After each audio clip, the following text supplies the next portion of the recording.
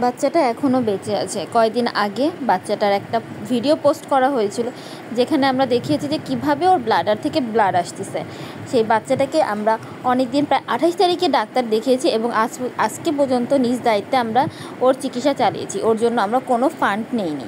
কিন্তু এখন আজকে বাচ্চাটার প্রচণ্ড জ্বর এবং আজকে সকাল থেকে ওর খাওয়া দাওয়া অনেকটাই কম, এবং আমরা খুব তাড়াতাড়ি আমাদেরকে ওকে আরেকবার ভেট দেখাতে হবে, যার জন্য এতদিন কন্টিনিউসলি ওর ট্রিটমেন্টের পরে আর এতগুলো বাচ্চার ট্রিটমেন্টের পরে আমাদের একার পক্ষে আর ওর চিকিৎসা চালানো সম্ভব হচ্ছে না। তাই আপনাদের সাহায্য আমরা কামনা করছি যে আপনারা আরও একটা বাচ্চাতে আমাদেরকে সাহায্য করবেন।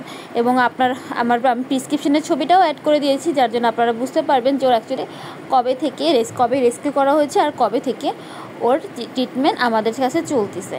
বাচ্চাটার জন্য প্লিজ সবাই এগিয়ে আসবেন আর বেশি দোয়া করবেন যেন ও বেঁচে যায়, কারণ ভেটও ওর আশা ছেড়ে দিতে বলেছে আমাকে, কিন্তু আমি চাচ্ছি না ওর আশায় আমরা এত তাড়াতাড়ি ছেড়ে দিতে। ও আরও কয়টা দিন আমাদের মাঝে থাকুক এবং সব কিছু ভালো করে এক্সপিরিয়েন্স করুক।